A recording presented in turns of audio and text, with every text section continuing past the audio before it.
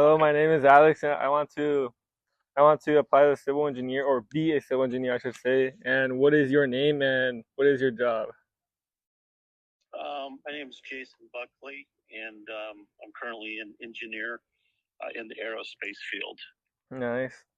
What area of mechanical engineer do you specialize in, and why did you choose it? From an educational standpoint, like going to school, there wasn't any specialization. It was a general mechanical engineering, so we did a lot of different things. Okay. But coming out of school, I worked for a company that did a lot of robotics, Yeah. and I've also worked for building infrastructures that like theme parks Yeah. up to subsea electrical connectors, and then I kind of finalized into the aerospace field, um, and that's experience from working lies right now. That's cool. Um, do you spend more time working in the office or hand-on with machines, prototypes, or systems? Mostly in the office. Okay. And what is your typical day in the office look like? Basically, right now, because I'm a program lead, Yeah. I'm statusing a lot of things and also generating reports for the program, and making sure a lot of the designers below me, setting the priorities for their Yeah. workloads and stuff like that. Okay. And what are the most important skills a mechanical engineer needs to be successful in the field? Definitely a strong design background, but I think communication would also supplement that, because Okay. you're gonna have to end up working with a lot of different departments Yeah, for sure. within a company, from quality to manufacturing, Yeah. planning, supply chain. So being able to communicate your needs for a program, or what you need, is going to be extremely helpful. And also when you end up communicating with a customer and understanding requirements, and feeding back design criteria to them, Yeah. and doing presentations to them, being able to communicate clearly, especially with email, Yeah. and being able to do Zoom type of meetings. So being able to communicate clearly is going to be important. Yeah, for sure.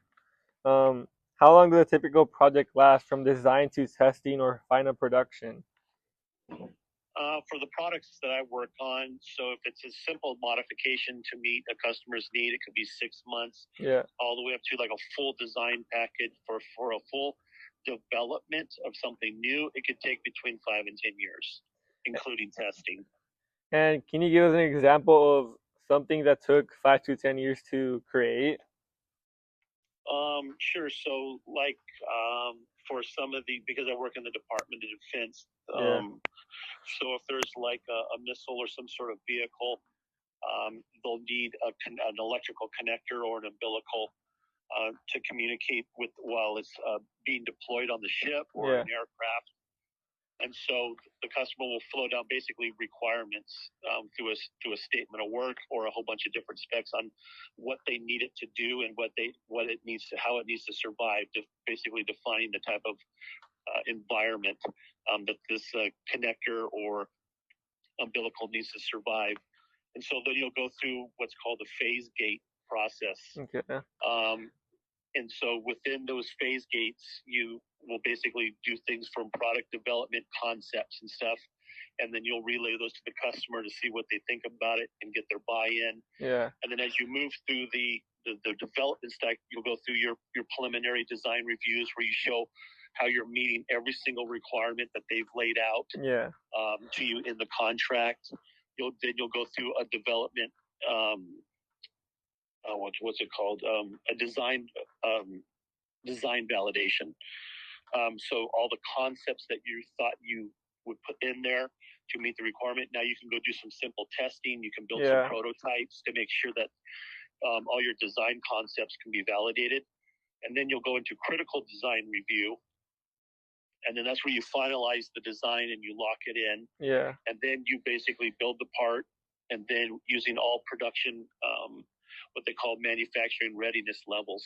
So you'll build it as a production part, and then you go qualify that part. And then once it fully is qualified, then you can move it to production. Yeah. No, that sounds like a lot of work, but I bet you really like it. Oh yeah, but you do a lot of different things, so you're not just doing one thing, which is kind of nice. Yeah, that sounds You nice. know, you touch a lot of different stuff, especially as you elevate in your career. In the beginning, you might just be coming out of school, like you just do design work. So someone will be telling you, like, I need you to work on this particular component of maybe a larger system. Yeah. And you'll design that component and you'll do your typical stress analysis and things like that. And then as you move up later on with more experience, you might be doing more assembly level stuff, system level stuff, and then eventually you'll probably lead programs. Yeah. So you'll be the technical lead, and you'll have younger engineers beneath you that you'll mentor, and you'll basically dole out, because there'll be so much work. You basically have a small team that you'll dole out, and you'll oversee the technical side of things and making sure that they're all meeting the requirements. And then you get more inside of interfacing with the customer at that level. Yeah. Because it becomes a much bigger picture, because you need to be responsible for the entire thing. Yeah.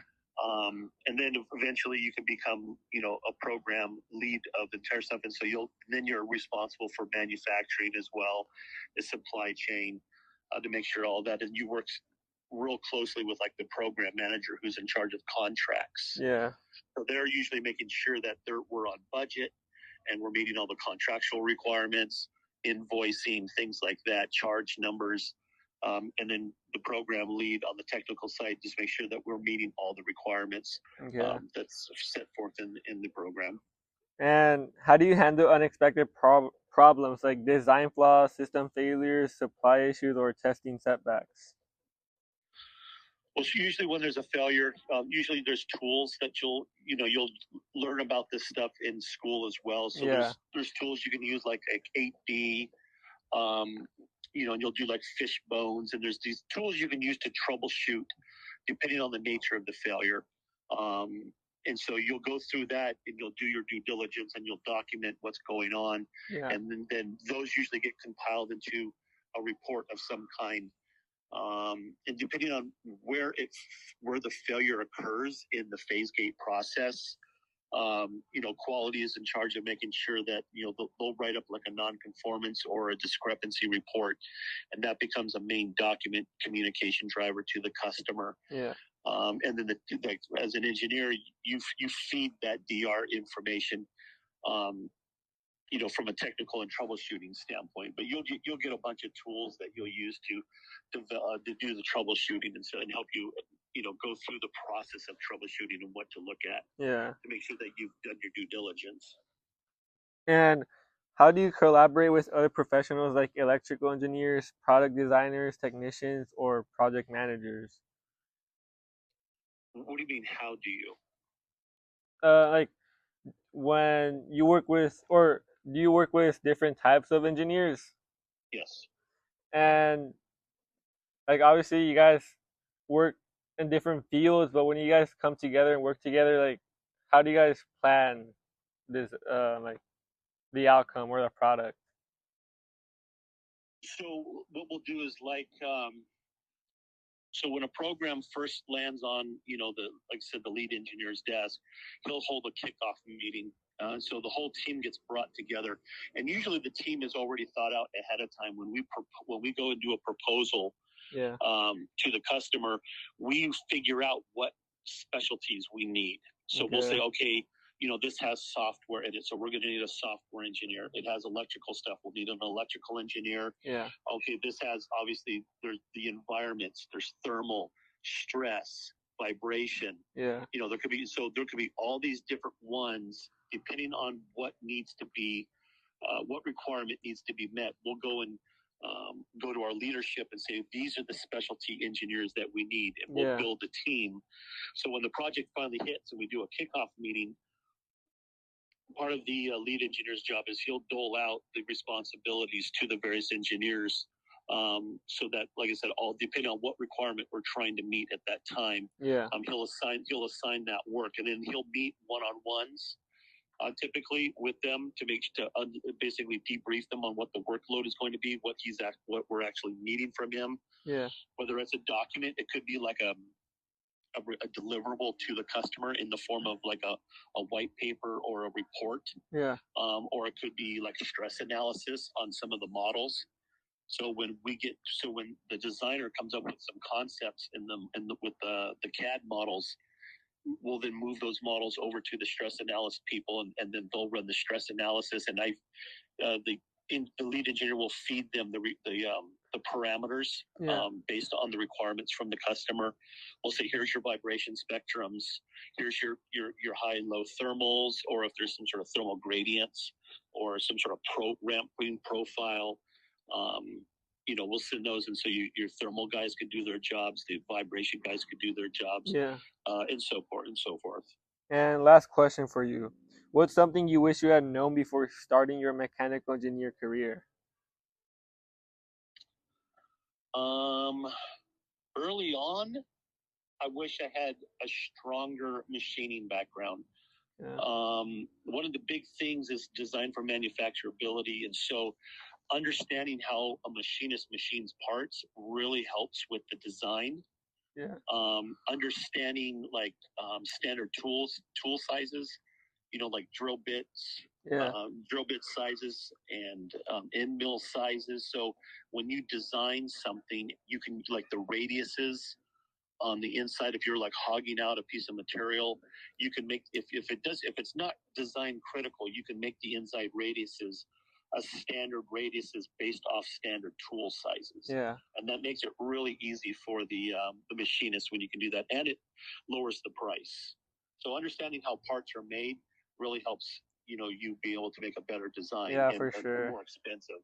So because when I first got out, I was very lucky to be in a small company that had a machinist there, and so we worked really exclusively on my designs, making them better, so he can machine them more efficiently.